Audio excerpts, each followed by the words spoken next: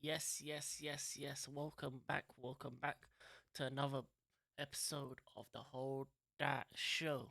Now, this last weekend was a very big weekend for the Premier League.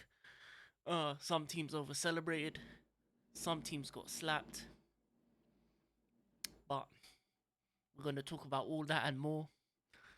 Um, what I'd like to start with is what a difference a week can make for my team, but we're still potch out in these streets.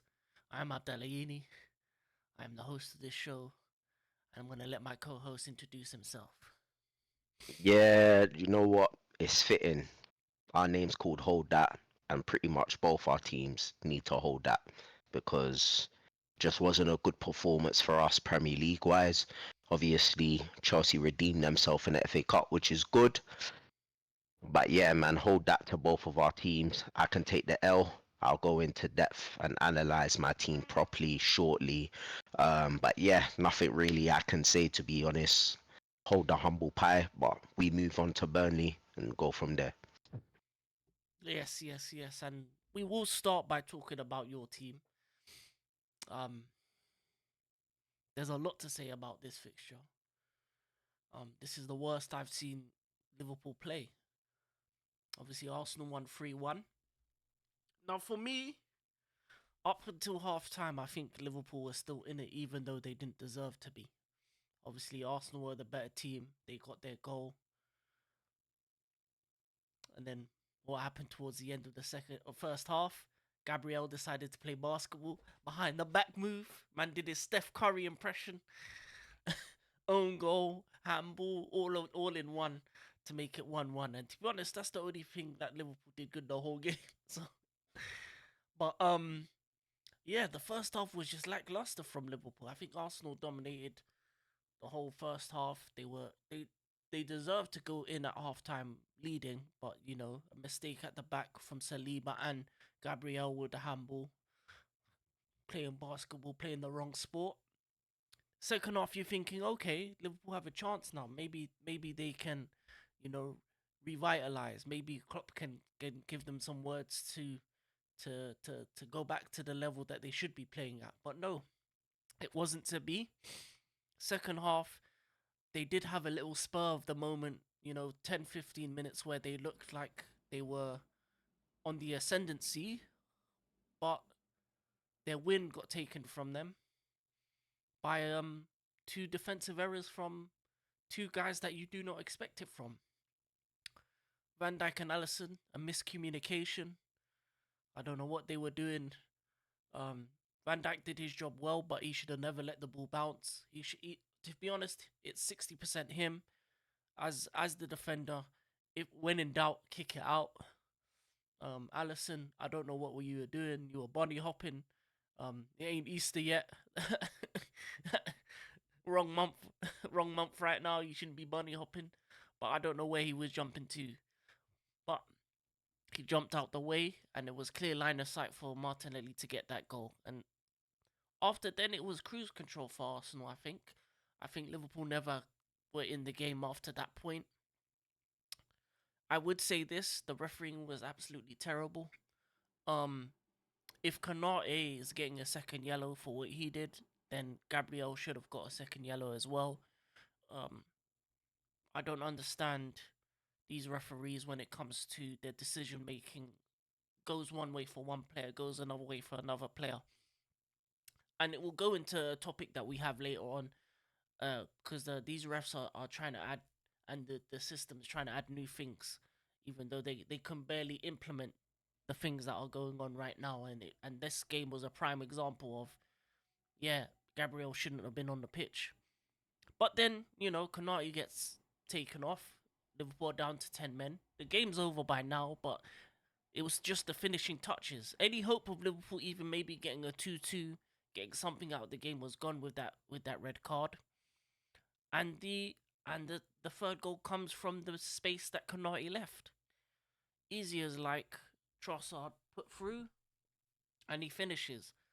Um Allison should have been done better with the save. It went through his legs. Um, Close your legs. I don't know why they're that wide open. Pause. But yeah, can't be moving like that. Allison had a bad game. Van Dijk had a bad game. The memes were going off. It was the mini Van Dijk doing the strokes, going around. But I would say this: this is a one-off game. I think this is a type of game that I think Liverpool needed. It reminds them that their lead isn't completely there, that there is a blue shark around the corner, that Arsenal are still around, and that if they're not playing at a certain level, they will drop points, they will lose games. And I think what they did on that pitch was very disrespectful to Klopp. It's his last season. There's no excuses to play subpar. There's no excuses to have bad games. This is the season where every game has to be 100%, 110, 20%. Even if you're having a bad day, you need to be going at 200 miles per hour to get it back in blood. This is the type of game where a Liverpool fighting for the manager, fighting for Klopp's last season, should have got the point out of this game. But terrible mistakes, poor defending, poor attacking, poor all around from all the players, and there's no individuals. You can't just blame Van Dijk and Ellison. The whole team was terrible from back to front, in my opinion. And yeah, I just think for once Arteta had the right game plan, and he didn't out tactic, but he just beat Klopp today. In terms of Arsenal, I would say this: the celebrations at the end were a bit shameless. But you know what? I'm always down for a shameless celebration. But that was a bit over shameless. Man was doing the Klopp. Way. The man was celebrating like they won the Champions League. The man was celebrating like that. Listen, they're celebrating like they're not. That they're still in the FA Cup or they're in the Carabao Cup final, which they're not. So I don't know why they're celebrating like this. The league, come on, the blue sharks around. They're swimming. Champions League, Hala Madrid, real heritage is still in that tournament. So I don't know why they celebrating like they done something. If they beat City like this, then you celebrate because those are the Premier League champions. Liverpool, they weren't there last season. Last season they were bums. This season they're good, but you can't be celebrating like you beat Premier League champions. You didn't, and you celebrated more on that game than you did when you beat City. What is this ridiculousness? But anyway, a bit over the top, I think, in my opinion. But I would say Arsenal deserved the win, and yeah, as a hater, I would say doesn't really mean anything. But as a football fan, I would say this: Arsenal showed that they're still in the title race for now, but it's all good and well them beating Liverpool, but they got West Ham next, and we know Arsenal. Are the real Arsenal gonna show up and they're gonna lose against West Ham? Or are they gonna show that they're back to them days back in 04, 03 times of Henri and them man, where they get a big win and they win again and they win again and they win again. Because in order to win this league, you need 10, 12, 15 games unbeaten streaks, winning, just straight winning. Because the Blue Shark's around, and the Blue Shark is one game away and have a game in hand from being top of the league. And when they get top of the league, there's no catching that blue shark. So Arsenal, good win. Liverpool, absolutely poor. But I'm gonna let my co-host talk about his team because we both watched the game and I know he's disappointed with what he saw. Worst performance I've seen Liverpool the whole season. And it's your platform. You go. I mean, the team sheet said it all. I wouldn't have started with that lineup. And I hear, I know that they would have planned with Connor Bradley in right back and potentially Trent in midfield. Um, and obviously, RIP to Connor Bradley's dad. It meant that they couldn't revert back to, or they couldn't switch things up because in training they had already set up in a kind of way. So it meant that Trent had to play right back. But I would argue against that because for me, it doesn't matter how you trained for 5 days. before the game. For me, Liverpool's been playing the exact same way this whole season. So regardless of if Conor Bradley was there or not, if a player's out, then you should be able to manage that situation. Now, by me saying this, my team sheet would have been Andrew Robertson at left back because he's had a few more minutes under his belt than Trent has. So I wouldn't have started Trent at all because for me, he's been out with injury, and playing Trent in a game like this is asking for the performance that you just seen.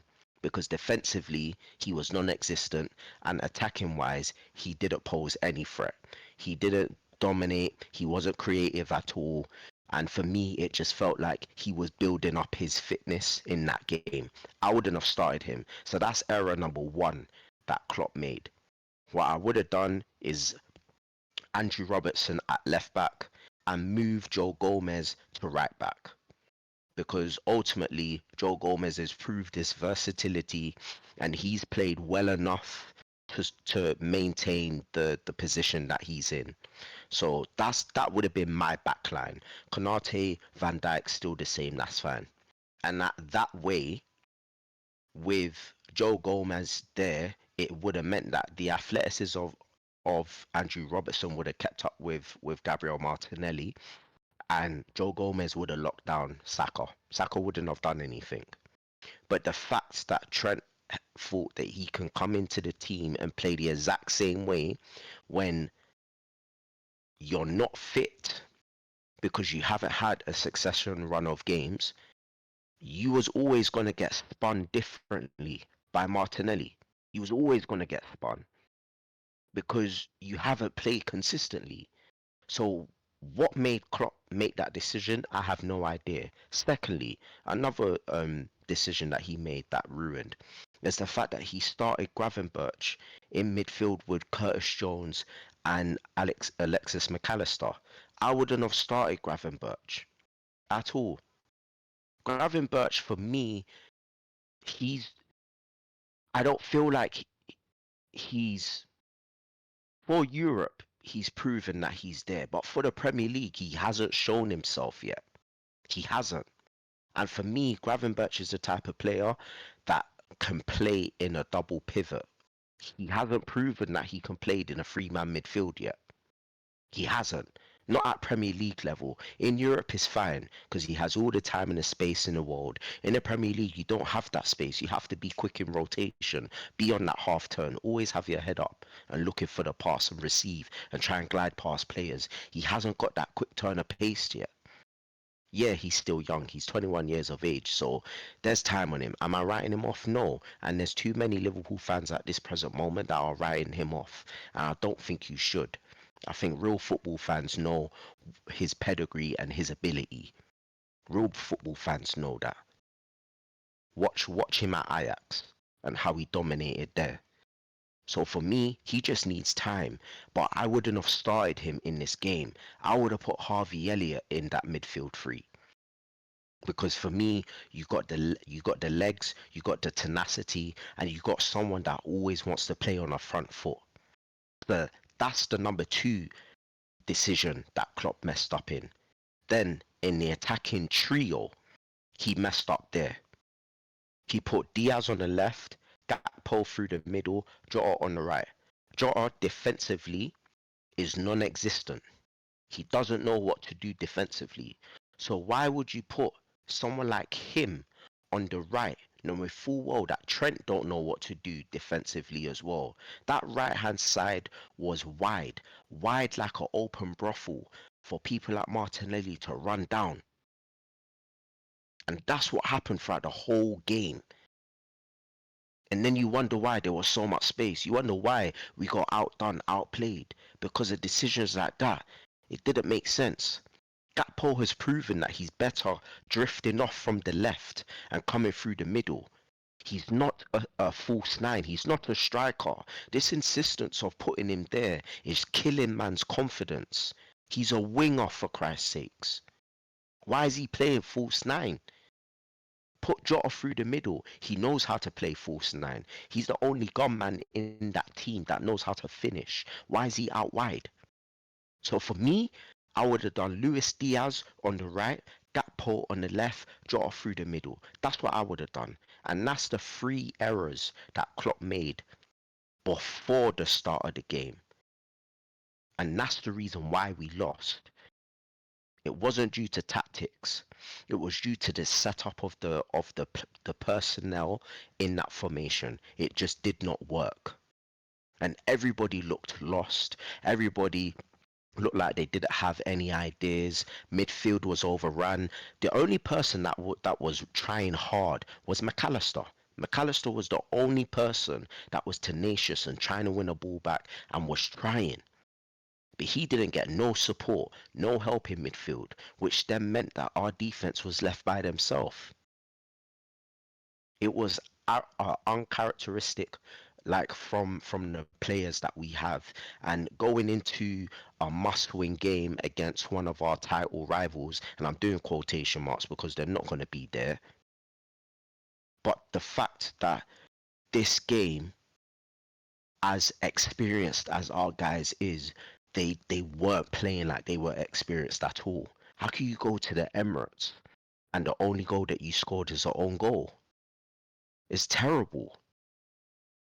So yes, the performance was poor, but the performance was evidently going to be poor because of the personnel.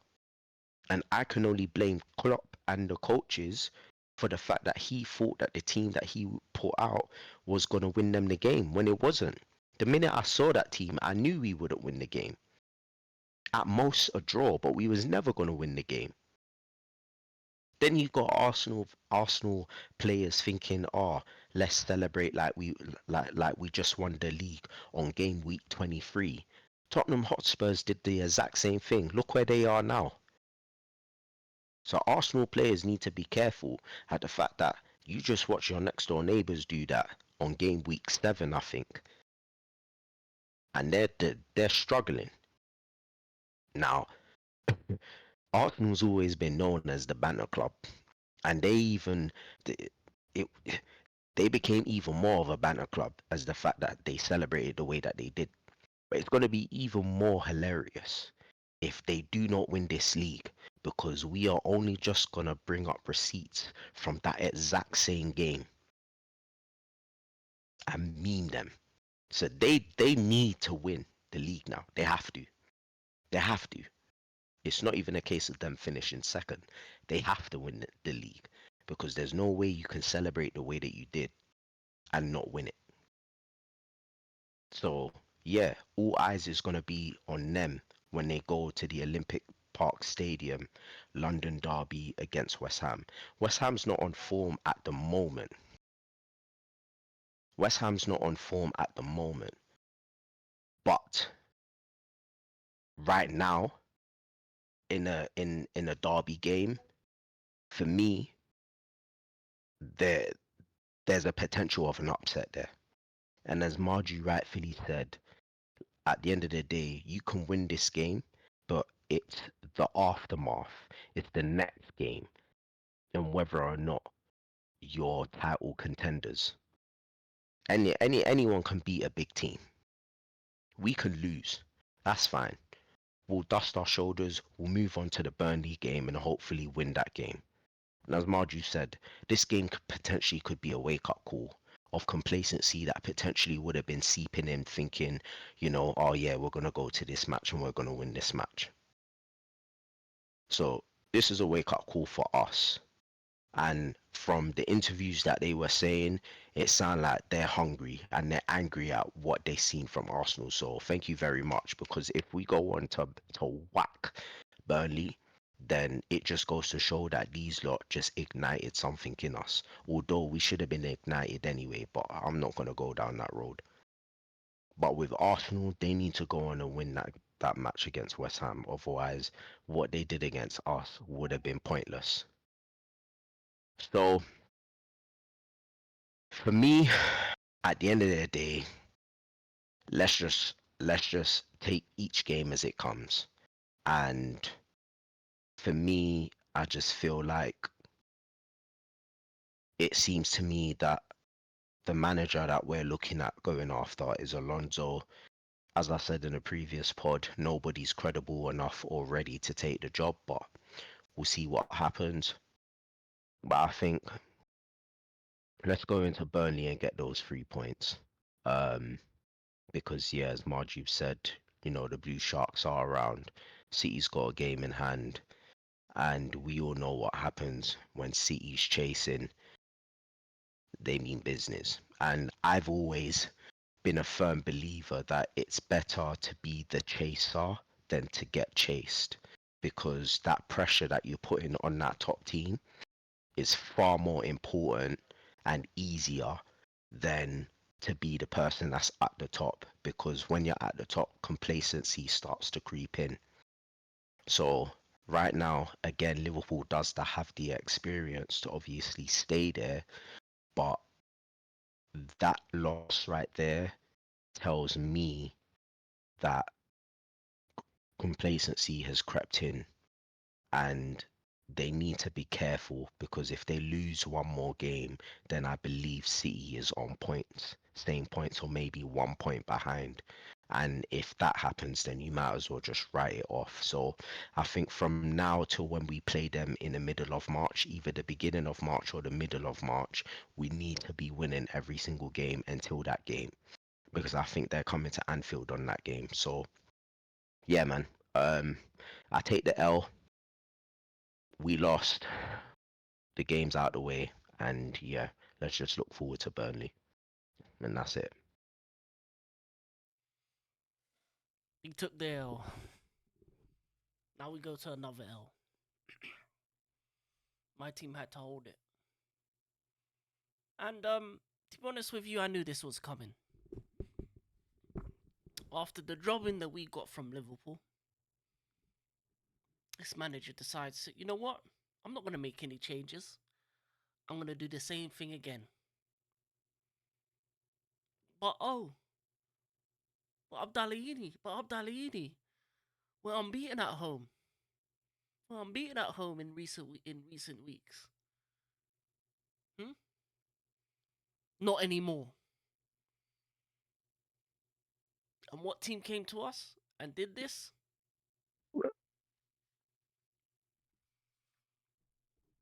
Oh, like the Wolves.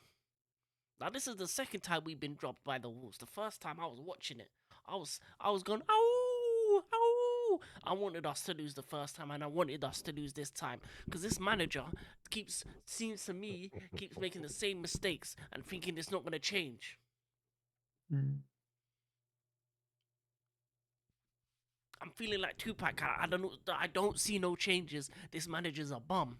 And the fact of the matter is this: we scored first, but it didn't mean anything, because that's our players doing that. Our players are quality. But when this manager is putting out a system that does not work, we're gonna lose every time. And not only did we lose, we made a man called Cunha a Brazilian striker when all the Brazilian strikers are bums. He's so bummy that he's behind Richarlison and Gabriel Jesus in the Brazil national team. That's how bummy he is. And he scored a hat trick on us in our own ends. And that led to them leapfrogging us.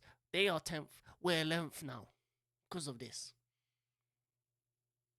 We're a team that should be competing for top 4. Outside of Liverpool, City, and Arsenal, none of these teams are on our level. But this manager is letting us down. This manager is putting our players in position to lose. This manager is looking at these players and thinking they can do something that they cannot. Colwell is not a left back. Disasi is not a right back. Enzo is not a left winger. Chilwell is not a left winger. Casado isn't action man, can do it all himself at the back. He needs help. Sterling's been average all season. Thiago Silva's lost it. We need if we're gonna do a high line, we can't be playing Thiago Silva. He ain't got the pace anymore. He needs a free at the back and he needs to be chilling in the middle and not running much. But you're doing high lines and thinking that's going to work when pace in behind is destroying us for the last 2 games, especially in the Premier League. And it's Conor Gallagher in 10. 9 times out of 10 is never going to work. He's a bench man. He's a Crystal Palace, Luton Town player. He should be having a renaissance in one of them teams like Ross Barkley out in these streets, not in our starting 11. Now, you did make changes in the FA Cup game. But we've seen this before. We've seen our team play well in a game or two. And for once, you know what? It was funny. It was funny, the FA Cup game. He played players in their position. We had a left back in Ben Chilwell at left back. We had Malo Gusto at right back. We had 2 speedy defenders in Disasi and Badashili at the back so we could play a high line. You allowed Enzo to stay alongside Casado to help with the first phase of play in order to beat presses, in order to control the ball and play a simple game. Nicholas Jackson on the left wing, our captain Chaos. Liverpool have Nunes, we have Jackson. Same thing. Put them on the left and let them create chaos because that's all they do.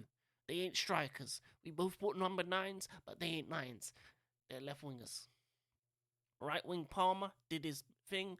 Gallagher got a goal. I like it, but he needs to be replaced by Nkunku because he's not good enough to play 10 all the time because he's not scoring enough goals for him to be there. He ain't a creator. So put Nkunku in the 10, Palmer up top. I don't care. And then right wing, Madueke is better than Sterling at this moment. He's beating man. He's actually every time he comes onto the field, he actually wants to beat a man and he actually passes when he needs to pass. I've had enough of Sterling since that game where he didn't pass when there was 2 men on his right side and he just hit it on the keeper. He should have not been playing since that game. In the summer, move him on.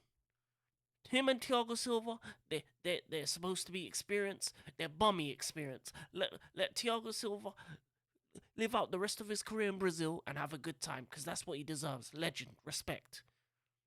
Raheem Shillings, 350k a week. Get him out of my club. I don't want to see him next season. I'd rather have an under 25 squad with players willing to pass to each other, willing to work for each other, because that's what happened against Aston Villa. And guess what? We played players that want to play for the badge, want to play for the team, ain't here for the money, and they balled out. And this man right here, there was bare rumours about him. Yeah? Bare disrespect on Enzo's name. But guess what he did? Wrapped it top bins against your World Cup winning goalkeeper. And he said this. Enzo in the building. He put the shirt up like what I'm doing right now. Yeah, Enzo 8. Bang, bang. Anyway, shameless celebration. I don't care. It was hella shameless. Hella shameless. And I loved it. I loved every minute. Man, you know what was funny? Man did the same thing when he was in Portugal. What team was he at? Benfica, and then he left 2 days later. So man said, "Yeah, I'm not leaving." He left. But I feel like Pochettino needs to play the same way we did against Aston Villa again. But I don't believe him or trust him to do that. What he's gonna do, I don't know. But if he puts Thiago Silva and Sterling back in the team, if he makes Enzo have to go left wing again and go running, gallivanting in the final third where he's not comfortable. If he does those changes and we lose against who we got on Monday, Palace. As far as I'm concerned, Palace is his last chance to actually show that he's an actual competent manager. Put out the same team, put it out the same way. Swap Gallagher for Nkunku if you need to. That's the only change I would make because we need that creativity. And that touch he had when he came on was exquisite. He plucked out the air. If you've seen that touch from Nkunku, it was out of this world. But a great game in the FA Cup. A great bounce back. 3 great goals. A lovely header from Jackson. Lovely finish from Gallagher. A lovely free kick But we need to continue doing this because we shouldn't be 11th. But if you revert back to type, Pochettino, if you do the dumbness, if you put a centre back at left back or right back, if you have Enzo going gallivanting forward when he is not comfortable there, and you keep this Gala dog into 10, we will have words. And those words are Poch out of my club. I'm tired of being disrespected and disgraced in this league. All these bummy teams ahead of us. Man United, Brighton, Wolves, Aston Villa, Newcastle, all teams that shouldn't be on our level. We've been the most dominant team in the Premier League era outside of Man City. And the only reason they've bested us in the last 10 years is because we've been acting like a joke club. We've been acting like joke men. And this season we've been acting like Arsenal. Our fans saying, "Oh man, oh no, don't worry, it's only his first season." I don't care. We're not Arsenal. We're not waiting 2-3 years for the hope of winning a league. We win leagues. We win Champions Leagues. We win big boy titles. We got the credentials. Last time Arsenal won something that was significant was the league in '04. What they've been doing ever since. That man were in Champions League for 20 seasons and only made one final. Joke men. So I'm tired of this thing of, oh, you gotta let the manager cook, you gotta let, no, we ain't got time to wait. He's got the next couple games to play the way that we did against Villa. And if he reverts back, let him go. Let him go. Because in order for you to be able to succeed and survive in a top job, in a Liverpool, in a United, in a Chelsea, where it's toxic, where you have to win week in, week out, you have to have the cojones and the conviction to play a style of football and play the right style of football. Because Ten Hag is struggling, Pochettino is struggling, because they're at clubs that actually want to win. Live, breathe, and eat winning. It's not just a thing, it's the history. There is no patience, there is no waiting. Patience and waiting is for the weak. Two of the most dominant teams in my lifetime, Real Madrid, Bayern. Anytime a manager doesn't do well, he gets fired next day. He can win the league, but if he hadn't won the Champions League, he's gone. That's what I want for my club. I don't want to be Arsenal. Ooh, top four is a trophy. Top four isn't a trophy. Top four is the basics. Anything outside the top four in a season is a failure. Top four is just an okay mid-season. Trophies is the only currency that matters. That's the only currency that matters. If you ain't got a trophy at the end of the season, your season's a waste of time. If you're one of the big six. But I wouldn't even call Tottenham big six because they've been wasting their time for how many years, and I don't know how more they're going to continue because they just keep wasting their time. But for Liverpool, Arsenal, Man United, Chelsea, and Man City nowadays, and even when it looks at Newcastle, Aston Villa, you teams you want to be a part of the big boys, trophies only. No matter what the trophy is. That's the only currency that matters. Add to the legacy, add to the history. 11th, This is the worst a top six, a big five, whatever you want to call it, team has been in since the 90s. Has a team finished this low? And if we continue to play like we're playing in the league, Poch gotta go. And I don't care. If he wins the League Cup and FA Cup and finishes 12th, he's still gotta go. Because I don't care. League position is the most important thing. The league position doesn't lie. Where you finish is where you finish for a reason. Anyway, that's all I got to say about that. Luke and Honest, if you got anything to say about my club in the last two games, obviously the league and the FA Cup, go ahead. Uh, I mean, we've been saying the same thing for I don't know how many weeks now about your team. And there's not really much to say. Like it's chalk and cheese. You play people out of position. You're gonna get the result that you got, which was Wolves. You play people in their actual position, and you're gonna get the result that you got against Aston Villa. At the end of the day, it's not rocket science. Like you don't need to be a manager to know this. He's a manager. He's been a shooter of the game for years.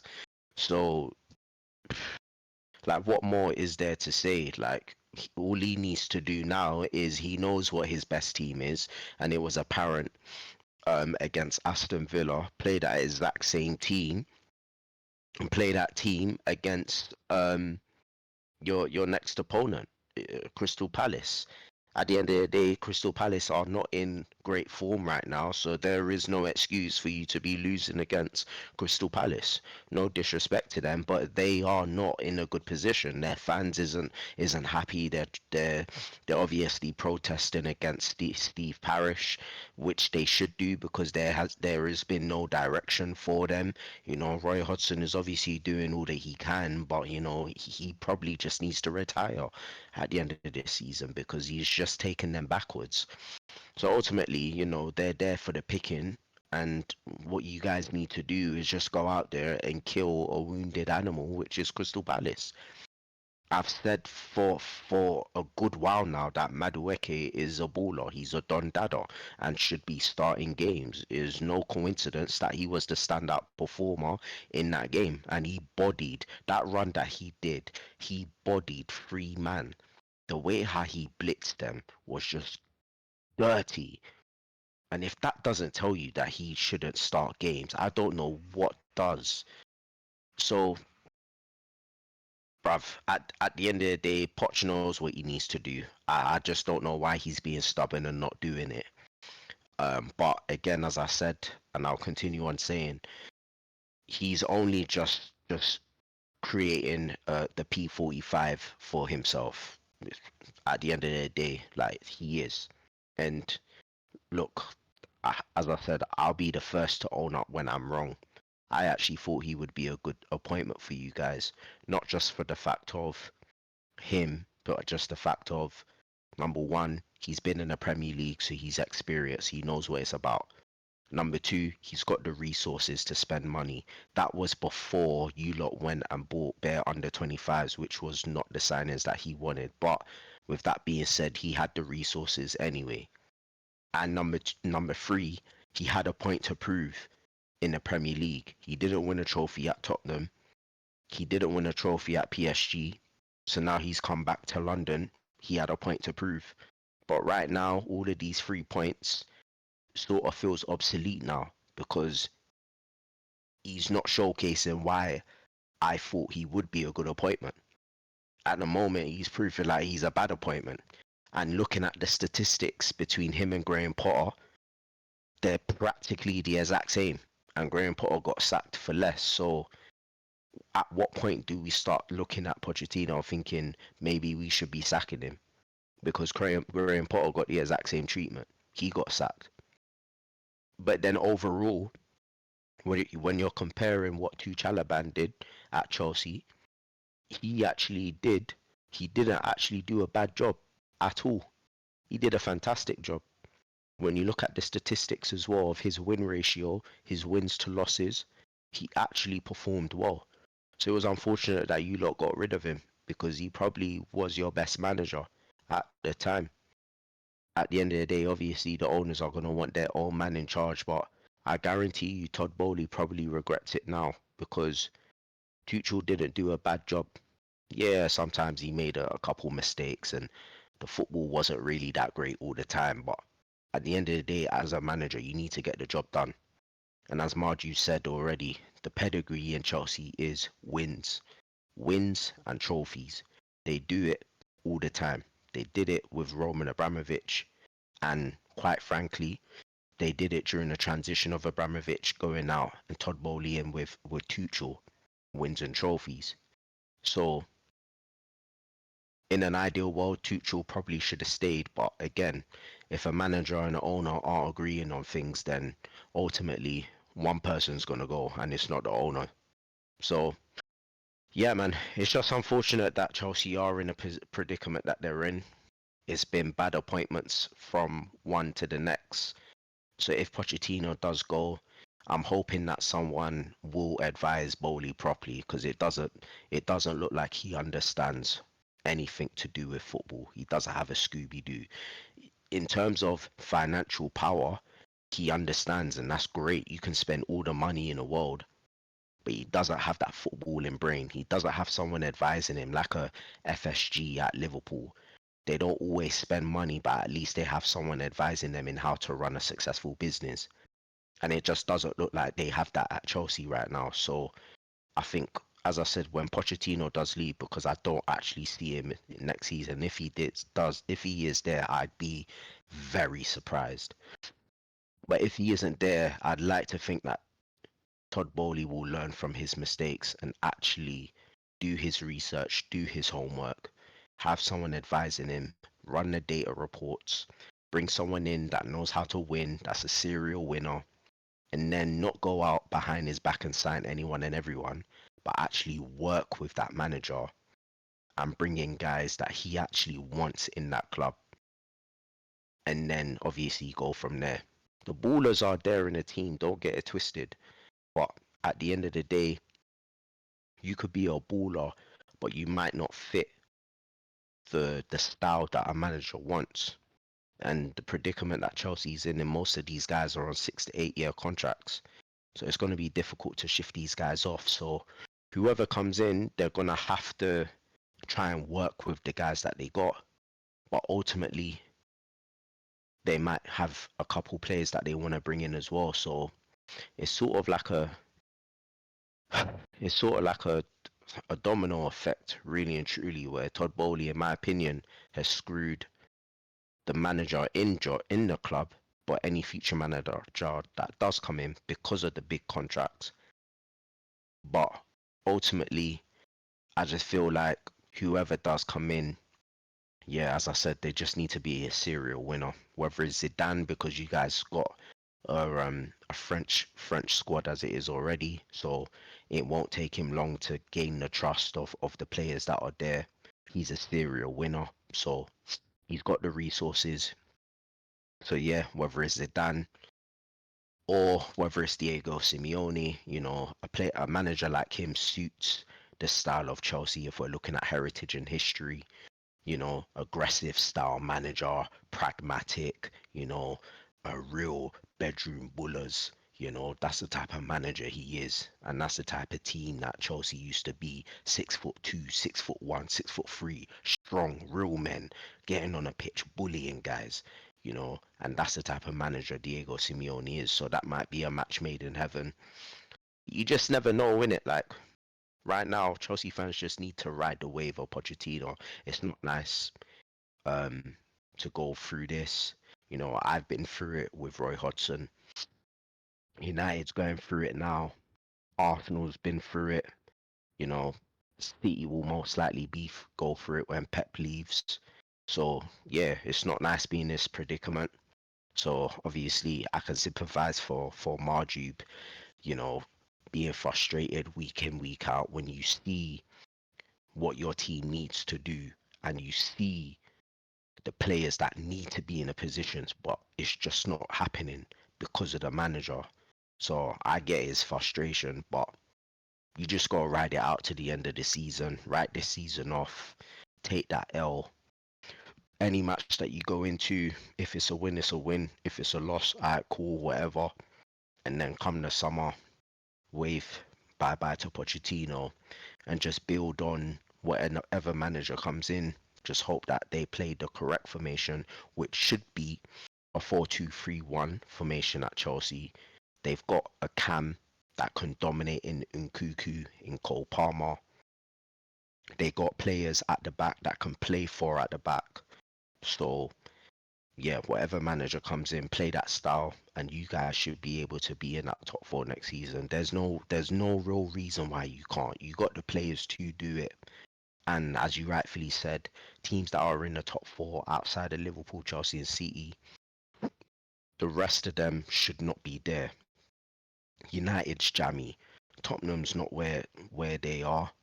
Newcastle's obviously gone down the table. Aston Villa's on poor form. Right now, you should be in that fourth spot, and you're not there. So, yeah, man.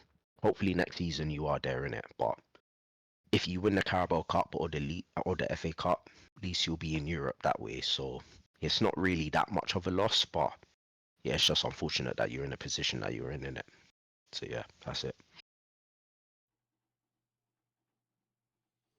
Yeah, yeah. I would also like to say, we do have sporting directors in one with Stanley and Stewart, and they were brought from Brighton and Monaco respectively. Them two are on fraud watch as well because they are the ones that do the due diligence for the managers, and they've made mistakes twice. And also, they're with this thing of buying a bunch of players for under 25. We need experience in the future. We need guys that know what they're doing and know how to play this game. And the next manager they pick, they better get it right. If they don't, their job should be on the line as well. Because these two directors has have brought us back rather than forward. But we move on. And speaking of blue,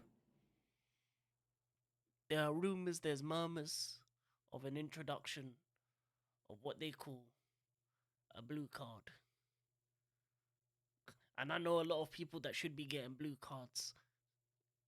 Yeah, 10-minute stoppages of time. Yeah.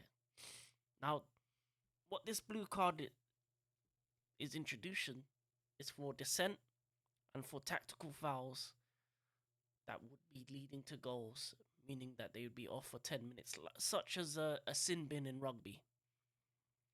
Um, it's very unlikely that they'll introduce it. Um, the higher ups don't, in terms of FIFA, weren't on side with it, but it looks like it is gonna be trialed. And for me, referees can't even do yellow cards and red cards at the moment. Referees can't even use VAR. Referees are just, you know what the problem with blue cards are, and the biggest issue is you're gonna lose passion from football. A lot of the time when these players dissent is because they believed in the decision was wrong, and 9 times out of the 10, oh my god, the decision is wrong because these referees are jokes. Especially in the Premier League, these referees make wrong decision after wrong decision after wrong decision. You're expecting people to respect them when you can see the clear biases that they have towards certain players and certain teams. How many times has Paul Tierney managed Liverpool, refereed Liverpool, and gone against them? Anthony Taylor, another one that has refereed certain teams, and you see the biases. How many of these referees can you say are worthy of refereeing a World Cup? Because they don't get picked anymore. Back in the day, British refs were refereeing Champions League finals, World Cup finals. They're not going to be picked anymore for that kind of stuff because they're slow, they're soft, they don't even know how to use the VAR system. They contradict themselves in their decision making. One week, VAR, they're on VAR and they make one decision. The next week, they're refereeing, the same incident happens, they make a different decision. It's like they change like the weather. The blue cards is just another excuse for them to douse them, to basically make mistakes, cover up their fragile egos, and also show that their own emotions will get in the way of the game. Because what is dissent? Hmm? What if a foreign man is calling you a puta or a cabron and you don't even know what it means? But then when an English lad is telling you to do one and you're gonna give him the blue card, but the foreign one's getting away with it. You know what? It's just gonna mean that all English players are gonna learn foreign languages. They're gonna be speaking Polish out here in these games just to swear at you because these refs take everything too personal. They think they're the star of the show. They're not the stars. You know when the referee's doing a great job. It's when their name isn't mentioned. It's when in the end of the game we say, "Oh well, what a game." and the ref isn't mentioned. But how many weeks, week after week, is VAR and the referee mentioned? How many times? How many times has VAR or the referees association put out a statement? We'd like to apologize to this club because of this decision, blah, blah, blah. On all types of decisions. Offsides, balls behind the line when when you're crossing it in and it's past the line. Goal line. There was one game where the goal line decision making thing wasn't even working, and they're trying to add blue cards into this. Let's be honest, they don't even know what a yellow card or a red card is. They don't even know the rule set. That men are just making it up as they go along. But Luke Adonis, we've got 10 more minutes of this show. I'm gonna give you the last 10 to let people know how you feel about these bummy referees and this blue card system that they want to introduce. This won't take me long. It'll max maybe 2, 3 minutes. Look, at the end of the day, these refs don't know how to ref a game properly. They're relying heavily on VAR and they don't even know how to use that properly. The fact that they ruled Luis Diaz offside in that Tottenham game goes to show you the level of poor refereeing we have in this country. They don't even know how to distribute yellow cards properly. They don't know how to distribute red cards properly. So how on earth are you going to give these referees the ability to distribute blue cards when they can't even officiate a full 90-minute game properly without PGMOL getting involved apologizing on their behalf? How does it make sense? You're technically setting up these refs to fail again. How does that make sense? And then by bringing in these blue cards, it means that the passion of the game is no more. Is no more. You're just micromanaging football. Who wants to watch a game full of 90 minutes where a stop, start, stop, start? You've already increased additional time at the end of a 90 minutes to potentially near 10-minute games. So you're technically doing extra time in a football match. Then you wonder why players are pulling up with hamstring injuries. This whole season has been riddled with hamstring injuries. Why? Because you're overplaying these players and making them do additional minutes. Then on top of that, now you want to bring in blue cards to put people on the sideline for 10 minutes. So you're purposefully making people go down to 10 to 9 to 8 men. How is that fair on the current team? It just means that you might as well just give the opposition a win. Why are you ruining the game? Why? Are you guys this bored that you're trying to ruin the game? It just, even the CL, the changing the format of the CL, changing the format of the World Cup. Why are you guys bored? Are fans protesting, saying that they want a change? Fans ain't saying anything. They're just happy to watch the beautiful game. From Monday to Friday, we go to work. Monday to Friday, we go to work, we clock in and we clock out. All we want is when the weekend comes to watch a solid game of football with no refereeing decisions to ruin the game that we love since we were kids watching football, kicking ball back home on ends. But you guys, as years progress, are just ruining the game with idiotic decisions. Can you imagine a team like Atletico Madrid when the blue cards come in? Or even just any La Liga team? Them man descent for fun.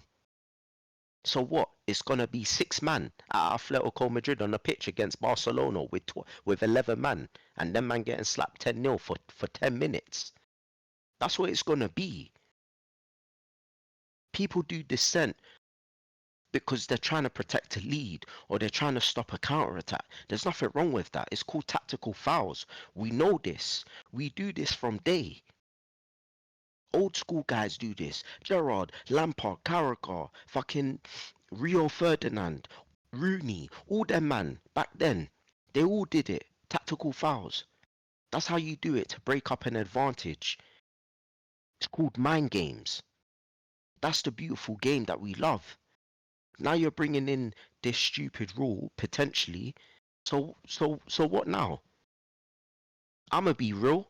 If they were to bring blue cards, I'm not watching football. I'm not. On God, I'm not watching football. Because what's the point watching football for a full 90 minutes to be broken up in intervals?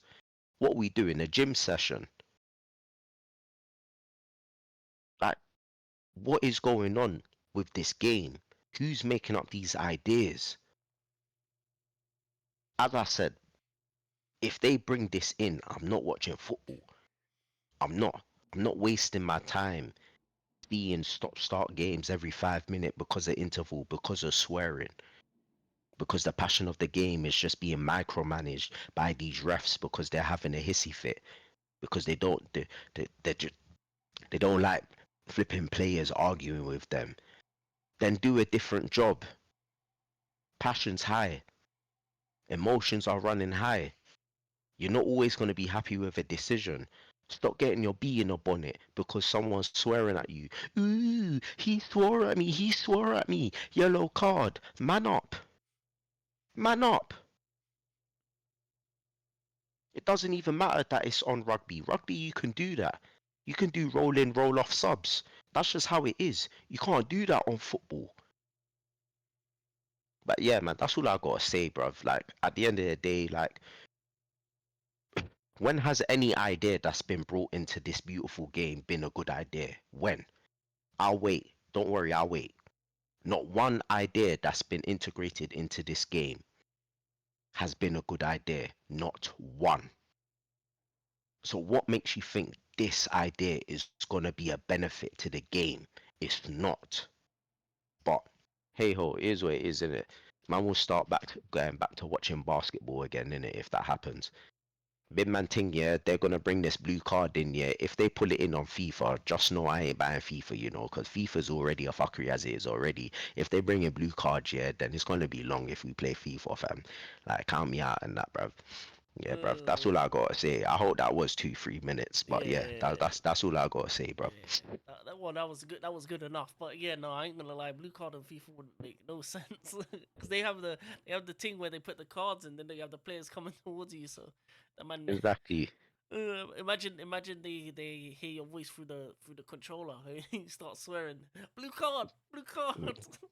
It's a joke thing, bruv. Absolute joke thing. I Uh, saw that and I just thought, yeah, I'm done, man. I'm done with the game. If they bring that in, I'm actually done. yeah, but I think you're right. I think you're right in terms of player injuries. Coming off for 10 minutes isn't going to be good for them, and also yeah, I agree with the changes in Champions League and World Cup has ruined the game, and I feel like even the introduction of the Conference League for me wasn't a good idea. I think two European Cups was all that was needed. The Conference League is just I know it's you know it's like a Make a Wish European trophy, but come on, like no one cares about it like that. Like you don't even care. UEFA doesn't care because they kept the same music as Europa League. So there's for me there should only be two European trophies. I even think Carabao Cup is a waste of time of extra games for no reason. I think it should be for the lower leagues. Hmm. And yeah, I just think they're just playing the players too much and all this extra 10 minutes extra time, 20 minutes extra time, um, minute here, minute there, minute there, everywhere. Oh, you wasting time, extra minute there, wasting time, yellow card. Yeah, all these refs are just soft, and all these rules and everything. They're just making players more and more injured.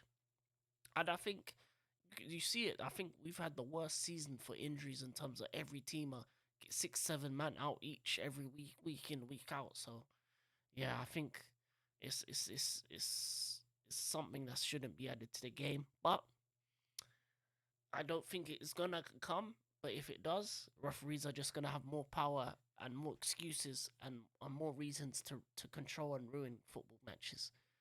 And the betting will be going off because them illegal betting things and the corruption. Hey, hey, if there's a guy that's doing that, let me know. I need the money.